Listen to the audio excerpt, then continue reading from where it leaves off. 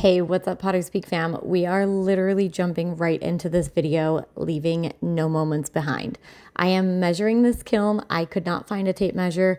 So I'm using this little wooden guy, this little roller, and I'm going the inside of my kiln and the outside of the kiln. I need to know exactly how big I can make this pot. I am trying to make it big enough that it's going to fit in the kiln. And as I'm going, I have already pugged out a bunch of clay, and now I am going to tap it. When it's pugged and you tap, if you don't tap and turn and kind of hold the center, it's going to crack and it's going to twist in all the places that you don't want it to twist. So make sure to tap it down slowly so you're not causing it to crack or break.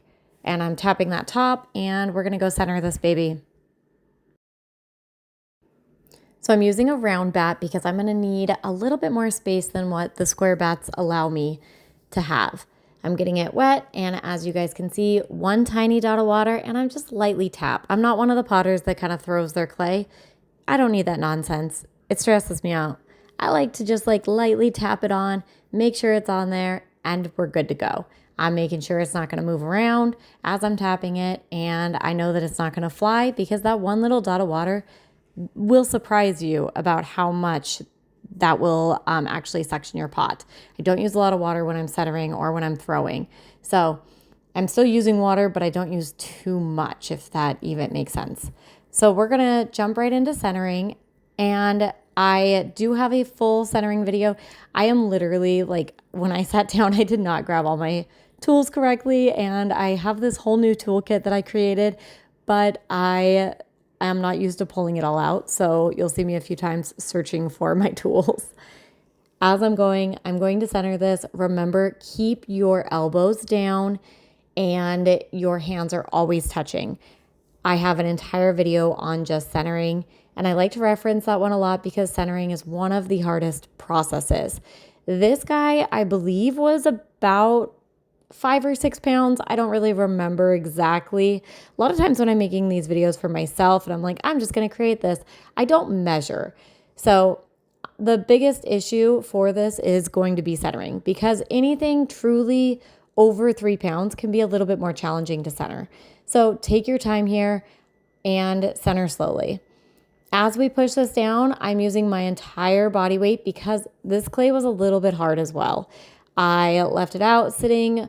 Today was a busy day at the shop, so I got up a lot, and this clay actually ended up sitting here for a little bit longer than I would like, and it ended up getting a little bit harder. So you'll see me kind of struggling to push it down. It is usually not this hard. I use Laguna's clay body. It is a speckled buff, and it's a cone 6 stoneware. It's an amazing clay. It just was a little bit hard today. So we are creating our hockey puck. So I'm pushing this down, using my whole body to push this down, and I'm making sure that doesn't mushroom over. We don't want the very bottom to get a little air pocket there. So we want to make sure that as we're pushing down, we are not allowing it to create an air pocket. We're not allowing it to mushroom down. And now we're going to go right in the center. My wheel is spinning as fast as it can go. When my clay is lower to the bat and to the wheel head, I max out my speed. With a larger piece, I like to pull back with one full hand, so I have room to check my thickness, and I know that I'm going to leave the bottom pretty thin because this piece, I don't want to create a foot.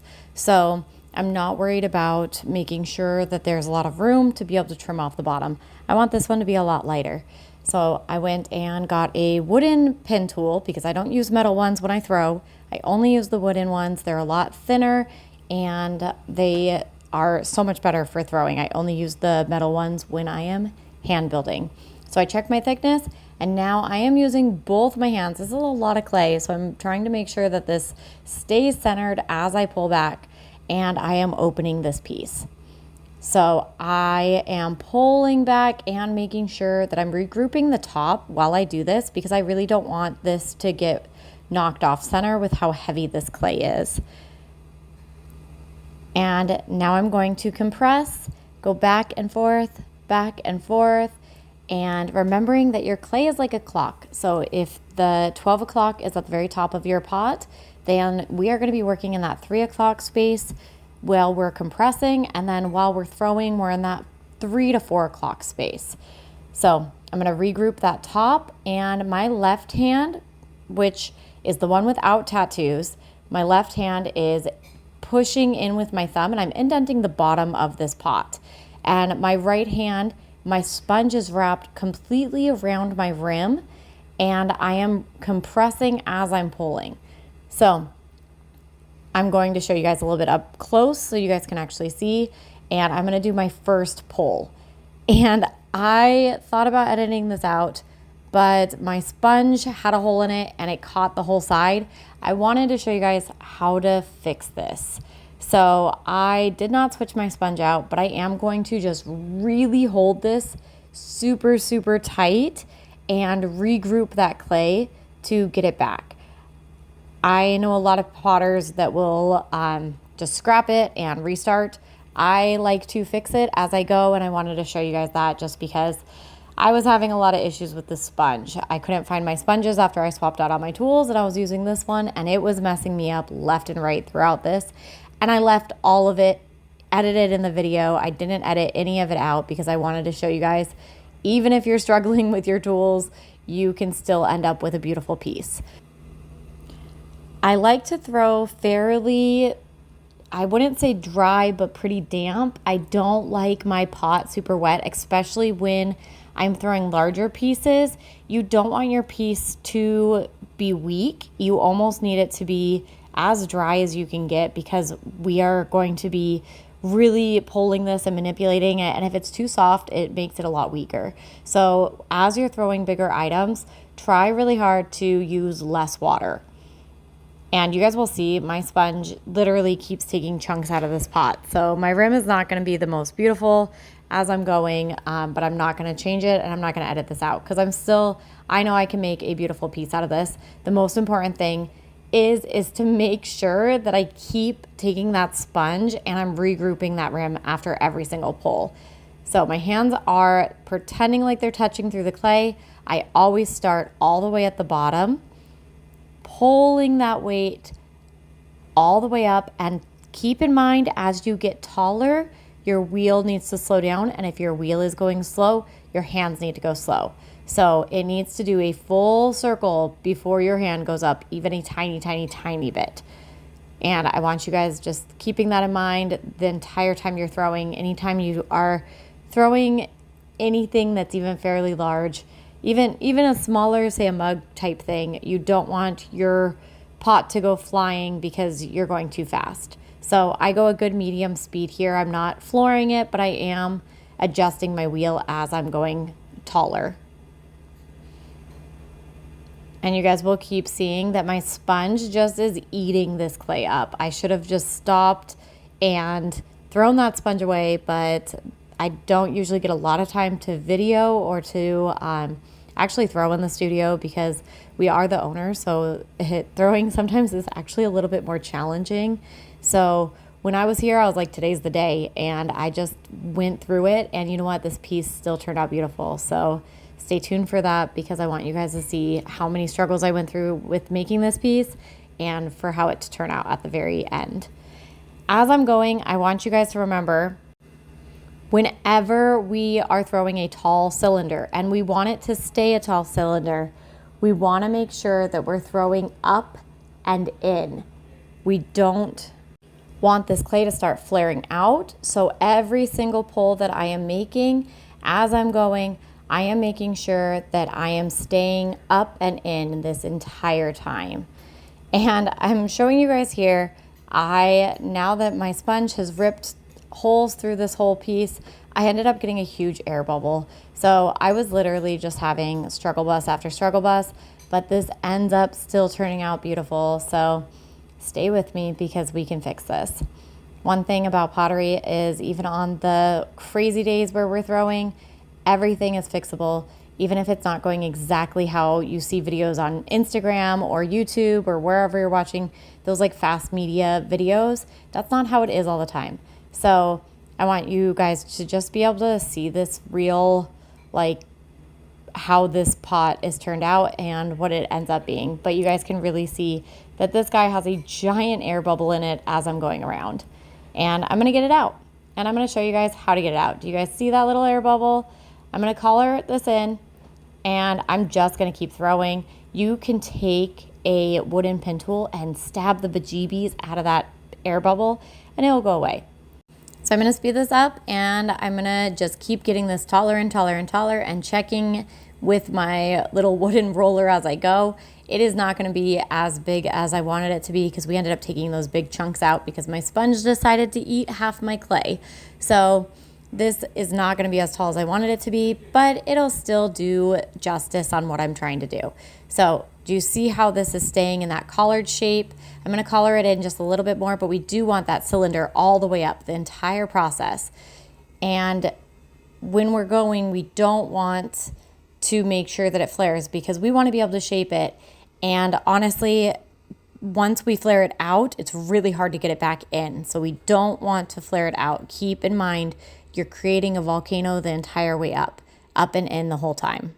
While I was in this process of throwing, I really like to have a sketchbook on hand, and I like to kind of draw out the shape that I want to create, do a little bit of research and see what style I'm looking for. For this, I really wanted to create a very symmetric, just cylinder-based item.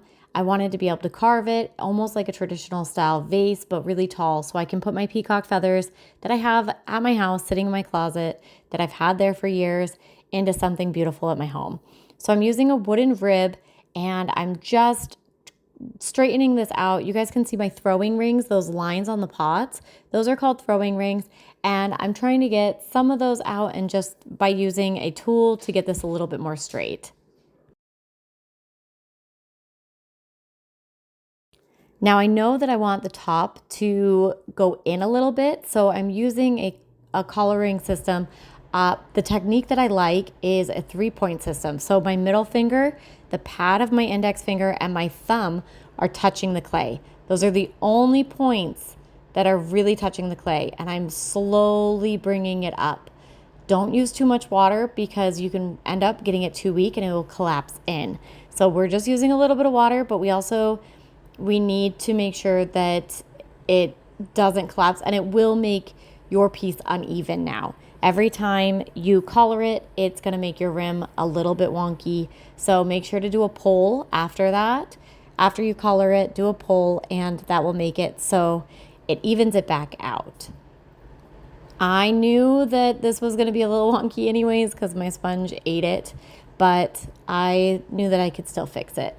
So I'm gonna bring this in because I want when your feathers or whatever you're putting in these go in, I like to have it have like a little choke area so they're not just like flailing all over the place. I like to have them be gathered at the top so they sit nicely wherever you actually get to place them. So I like that very beautiful curve at the top of these vases so everything lays nice. And I'm making sure that I get that water out of the bottom because water makes everything disappear. We don't want the bottom of our pot to disappear. I'm a huge believer on when you want correct curves, use a rib to get them. Don't try to use your hands. You can use your hands, but I like the very symmetrical look of using tools. So I'm using the yellow rib here, and it's a little bit firmer than like the red rib. And I like this one a lot when I'm making sure that I know that I don't want it to wiggle around. I don't want it to give any wiggle room. I just want it to give me that beautiful curve. So I'm using it on the top part of that vase, and I'm just trying to make sure that I get the shape on that curve from the tall part of that vase up onto like that elbow piece. And I'm just gonna look at it, make sure that I like it. I'm gonna take my sponge and just slowly go down my pot. I'm just getting out all of the little lines. I'm not putting really any pressure. I'm just trying to get the rest of that water out, make sure that it's even all the way down. And from there, I am going to now make the rim even. So this is kind of what I like to call it, and don't come at me in the comments, but I like to call it the cheater's way. So usually if you don't center your piece properly, you can take it off on the rim and nobody will ever know. So it's a great technique to know about, but I like to teach you guys how to throw properly before you ever do that. So it does come in handy if your pot is uneven and you need to fix it. So making sure that you take a wooden pin tool and you're just gonna wire that little piece off. Now, I don't want it to be sharp, so I'm taking my sponge and I'm regrouping that rim again, and I'm just making sure everything looks exactly how I want it to look, because I'm going to trim this and I want it to trim easily.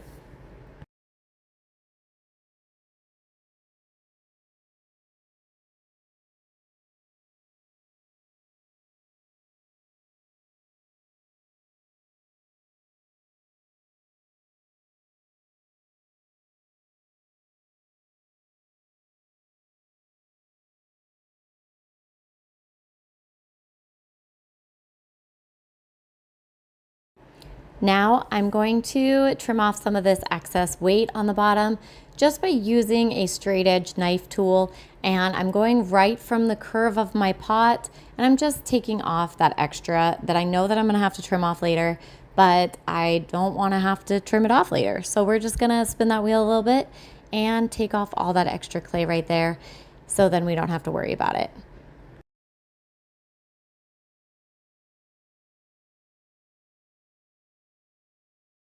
Now, because we measured this at the very beginning, I'm gonna measure this and see where we're at right now. We're a little bit over a ruler, so a little over 12 inches.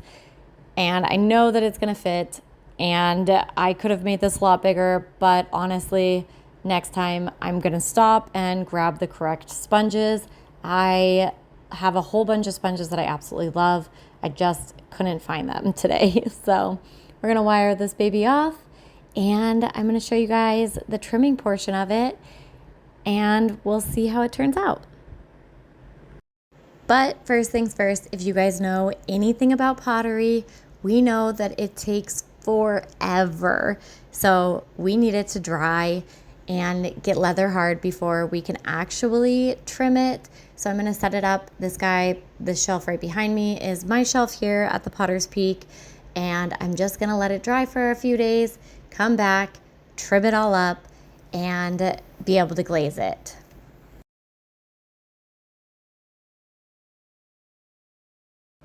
All right, after I left this sitting for a few days, it still truly was not dry enough. I had to force it to dry a little bit faster than I would like, and it was a little wet. So as I'm trimming, it's a little sticky, but we're rolling with the punches because I had to get it done today. So I'm using a gift and grip, and I like, especially with taller pieces, I like to find the perfect gift and grip adjusters. So these little like feet, I'm not exactly sure what these are called, but there's some shorter ones, some taller ones. I like to use, depending on what size my pot is, I will change them up. But these things are absolutely a game changer if you have never used them. They are something I use constantly in the studio. I don't know where I was forever without a gift and grip. I'm not going to lie to you guys. This is probably one of my favorite trimming tools, especially when you're trimming a lot. Don't fall in love with it completely, because we don't want to trust it completely. It is not always centered. So keep that in mind if you're going to use these. They don't just magically center themselves. Sometimes your pot, you do have to adjust it and you do have to wiggle it around.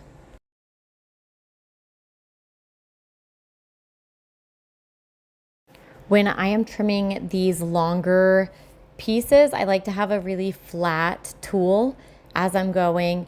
I did not check my thickness for this piece. It is honestly, it's really, really tall, and I knew that I threw this very, very thin. So I know that I can't take much off this bottom, because if I do, I am going to put a hole through this bottom. So I'm keeping that in mind the entire time I am trimming this.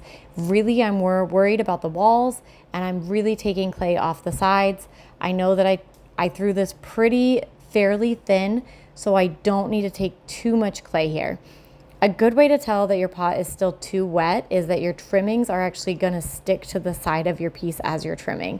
So if you are struggling really hard with figuring out if your piece is too wet to trim, that is a good indicator that you need to wait at least another day with your piece uncovered for a few hours, depending on where you live, if you uncover it overnight or if you have to keep it covered. We're in Arizona. If I left this covered overnight, it would be bone dry in the morning and I wouldn't be able to trim it anymore. So depending on where you're at, it is a very different situation. As I'm trimming this, I've had a lot of requests to not add music to my videos, and I'm not sure if that is something that is universal. Do you guys like hearing background music, or do you guys absolutely hate it? Let me know in the comments because I'm generally curious. I feel like there's usually music going on in the background.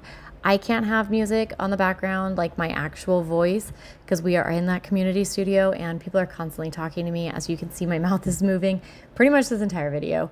And we have music that is not, like we have unlicensed YouTube music because the store is having music play. So I can't usually have like real sounding videos unless I'm in the studio completely by myself, which doesn't usually happen.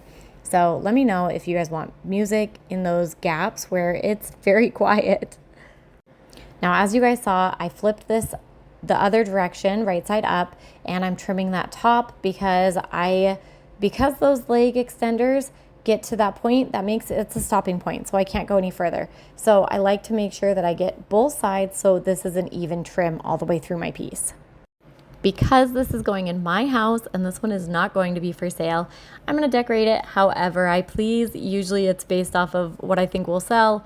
I want this just in my own house, and I really love the very simplified wheatgrass pottery vases. So my house is very like Southwest decor kind of thing. I'm in Arizona, but I'm a Montana girl, so I have a lot of skulls, and I have literally like bones and weird stuff all over my house.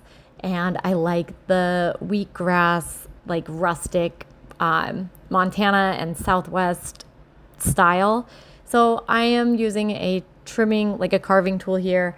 And I didn't do a good job videoing this, so I'm gonna speed through this so you guys can just see the end result. But I'm just carving some wheatgrass and then I'm gonna smooth it out at the end with a sponge.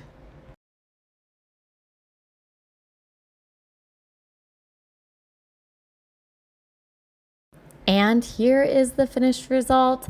I like to take a sponge and smooth it all out because remember, if it is sharp now, it will be extra sharp later. And we don't want sharp pieces. We want everything to be smooth and just beautiful. And I love the simplicity of this look. I'm gonna use my chop and sign it with my signature. And then we're gonna let it dry and put it in the kiln. And hopefully it turns out beautiful. Let me know in the comments below what color you guys think I should glaze this.